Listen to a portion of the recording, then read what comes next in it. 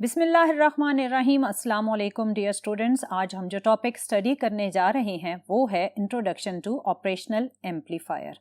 क्योंकि हमारे next 3 topics operational amplifier से ही रिलेटेड हैं, सो उनको स्टडी करने से पहले ऑपरेशनल एम्पलीफायर के इनपुट और आउटपुट टर्मिनल से रिलेटेड डिफरेंट पैरामीटर्स को स्टडी करना बहुत ही ज़रूरी है, जो आज हम इस लेक्चर में करेंगे। तो चलिए स्टार्ट करते हैं।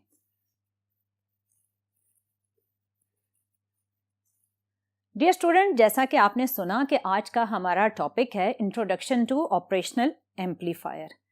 डियर स्टूडेंट, अगर आप अपनी बुक्स को देखें तो ऑपरेशनल एम्पलीफायर से रिलेटेड 3 टॉपिक्स हैं।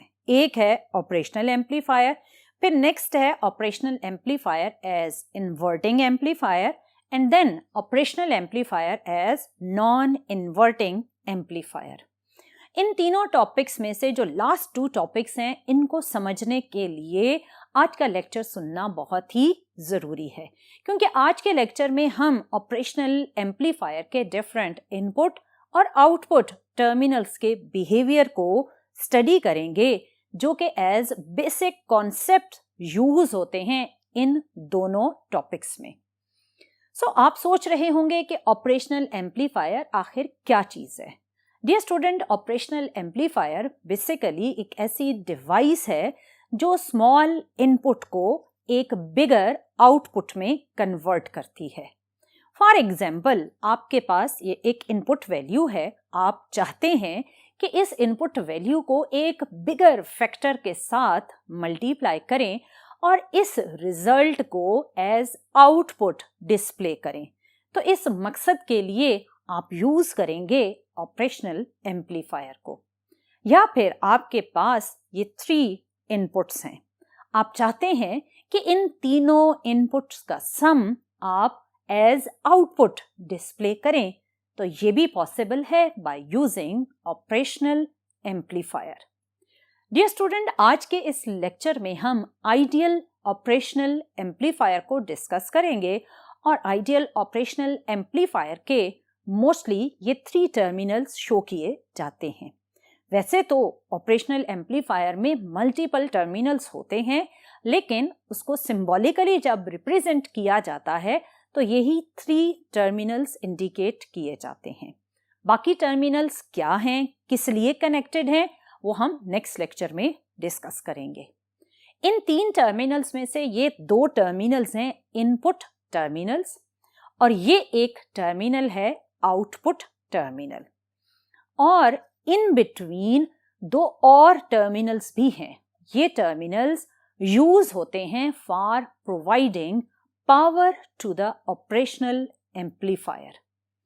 और एक बात आपने याद रखनी है कि इसके दोनों इनपुट टर्मिनल्स में ना तो करंट इनवर्ड मूव कर सकता है और ना ही करंट आउटवर्ड मूव कर सकता है, जबकि आउटपुट टर्मिनल का यहाँ बड़ा ही डिफरेंट सा बिहेवियर होता है।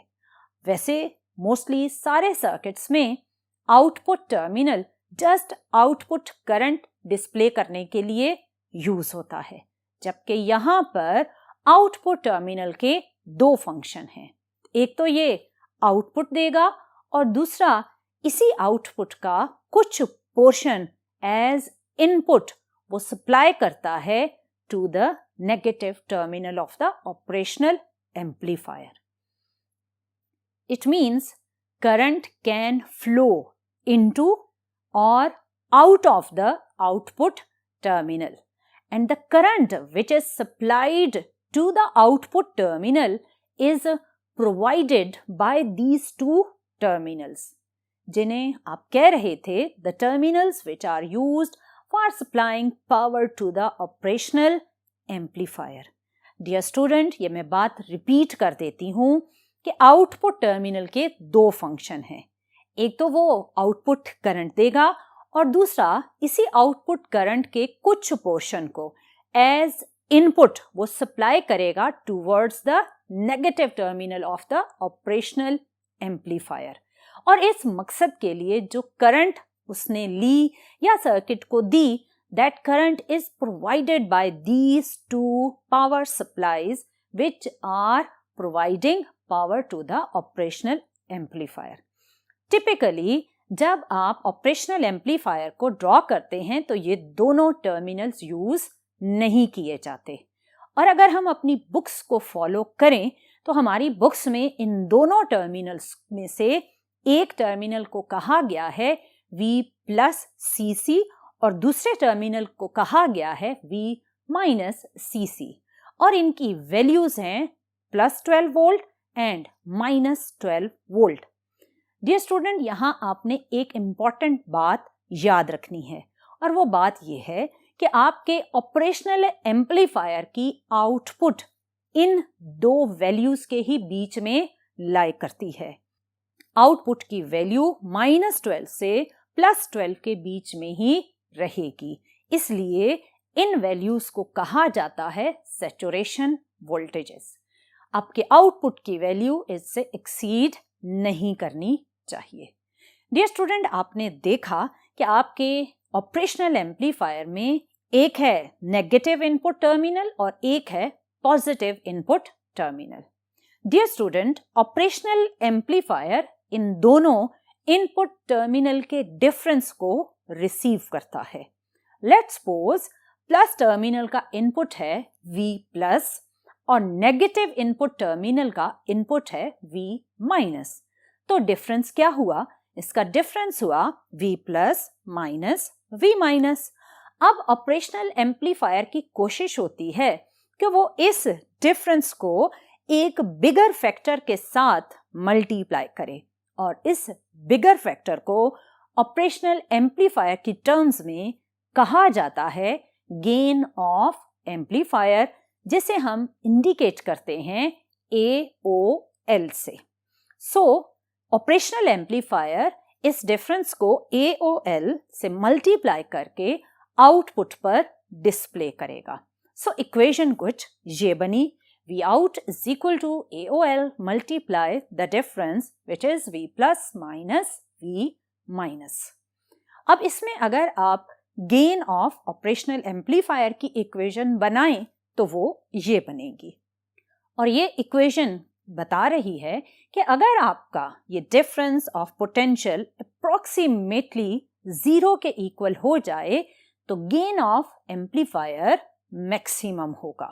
सो अब हम स्टडी करते हैं कि ऑपरेशनल एम्पलीफायर के नेगेटिव और पॉजिटिव टर्मिनल पर लगे हुए पोटेंशियल में अगर डिफरेंस हो तो इसका आउटपुट किस तरह बिहेव करेगा।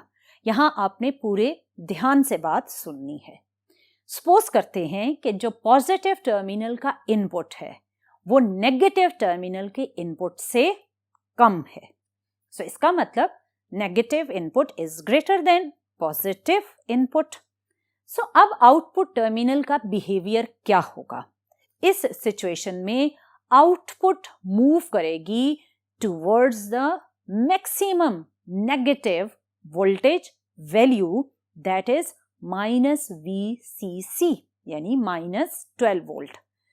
जब वो मैक्सिमम नेगेटिव पोटेंशियल को अप्रोच करेगी तो नेगेटिव टर्मिनल अपनी वैल्यू को कम करेगा। कितना कम करेगा? नेगेटिव टर्मिनल अपने पोटेंशियल की वैल्यू को कम करते हुए V+ के इक्वल कर लेगा, क्योंकि V+ was less than V-। So V- ने खुद को कम किया और V+ के इक्वल ले आया।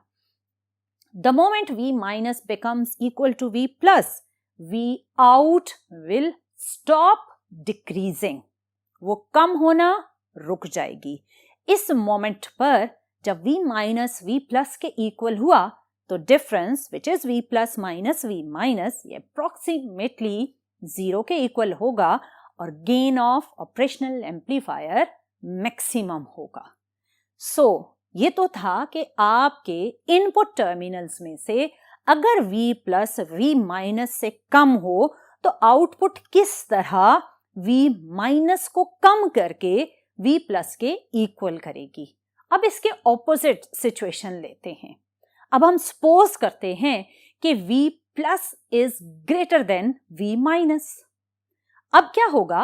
अब आउटपुट खुद को इंक्रीज करेगी towards the maximum value of positive potential, that is V plus Cc and plus 12 volt. इस प्रोसेस में क्योंकि V माइनस कम था, so output again V minus को इनपुट देकर बढ़ाने की कोशिश करेगी और वो उस वक्त तक बढ़ती रहेगी जब वो V प्लस के इक्वल ना हो जाए। जिस मोमेंट पर V माइनस V प्लस के इक्वल होगा, V out will stop increasing, वो मजीद इंक्रीज होना रुक जाएगी क्योंकि इस मोमेंट पर V plus minus V minus difference approximately 0 के इक्वल होगा और gain of operational amplifier again maximum पर आ जाएगा। आपने देखा कि इन दोनों सिचुएशंस में V आउट V माइनस को कभी कम कर रही है V प्लस से इक्वेट करने के लिए और कभी वो V माइनस को इंक्रीज कर रही है to make it equal to V plus. ये कैसे पॉसिबल होता है कि V आउट V माइनस को इंक्रीज या डिक्रीज कर सकती है? इसके लिए टर्म यूज होती है negative feedback resistors. Negative feedback resistors क्या हैं? वो हैं ये रेजिस्टर्स। इसमें आपको R1, R2 दो रेजिस्टेंस नजर आ रहे हैं। ये दोनों कहलाते हैं फीडबैक रेजिस्टेंस। मोस्टली R2 को ही एज फीडबैक रेजिस्टेंस कहा जाता है। फीडबैक रेजिस्टेंस R2 कनेक्टेड है between negative terminal and output. Output terminal basically इसी फीडबैक रेजिस्टेंस के through negative terminal of operational amplifier को इंक्रीज या डिक्रीज करता है। अब हम सपोज करते हैं कि इस नेगेटिव टर्मिनल के साथ आपने रेजिस्टेंस R1 के थ्रू एक इनपुट सोर्स कनेक्ट किया और आपका V प्लस अभी ग्राउंडेड है। अब आप अगर इनपुट के पोटेंशियल्स पर गौर करें तो V प्लस आपके पास 0 है जबकि V माइनस एक हायर इनपुट पोटेंशियल के साथ कनेक्टेड है। So we can say V minus is greater than V plus. So output का बिहेवियर क्या होगा?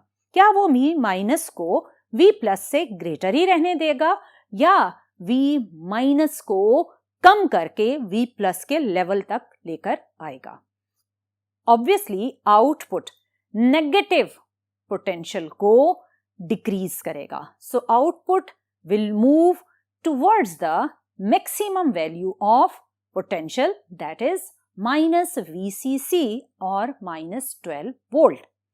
इस प्रोसेस में V माइनस अपने आप को कम करेगा और V प्लस के इक्वल लाएगा। V प्लस 0 है, सो V माइनस को भी अप्रोक्सीमेटली 0 लेवल तक आना पड़ेगा। The moment V minus becomes equal to V plus, the V out will stop decreasing. So, जैसे ही V out stop हुई, V minus और V plus equal हुए, at this stage, operational amplifier has maximum gain. इसके opposite ले लेते हैं। आप negative terminal के बजाय पॉजिटिव टर्मिनल के साथ इनपुट कनेक्ट कर दें। अब आपकी सिचुएशन क्या होगी? अब आपकी सिचुएशन होगी कि V plus is greater than V minus क्योंकि इनपुट पॉजिटिव टर्मिनल के साथ कनेक्टेड होगा। अब आपका आउटपुट का बिहेवियर क्या होगा? क्या वो V माइनस को V प्लस से कम ही रहने देगा? नहीं, आउटपुट टर्मिनल इस तरह नेगेटिव फीडबैक ट्रांसफॉर्म करेगा कि V minus will increase and it will continue to increase until it becomes equal to V plus. The moment V minus becomes equal to V plus, V out stop increasing. At this moment, operational amplifier again has maximum output. So dear student, आपने देखा कि किस तरह input terminal के difference को operational amplifier use करता है और एक बिगर आउटपुट वोल्टेज में ट्रांसफॉर्म करेगा, या कैसे वो अपना गेन इंक्रीज करेगा by using the difference V plus minus V minus approximately equal to 0. So this was all about operational amplifier.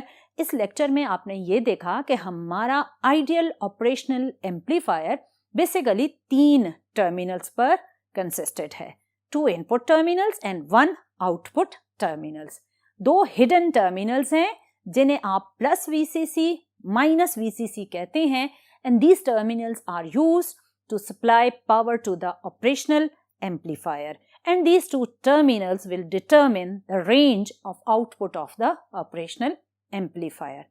और आपने ये भी देखा कि आउटपुट टर्मिनल किस तरह नेगेटिव फीडबैक रेजिस्टर की हेल्प से नेगेटिव टर्मिनल के पोटेंशियल को कभी कम या ज्यादा करता है according to the requirement of V plus terminal. So this was all about operational amplifier. I hope you understand all the concepts which are related with the operational amplifier, because by keeping these concepts in mind, you can easily understand operational amplifier as inverting amplifier and operational amplifier as non-inverting amplifier, जो कि हम मज़ीद mathematically detail में discuss करेंगे आने वाले lectures में. But till then, अल्लाह हाफिज़.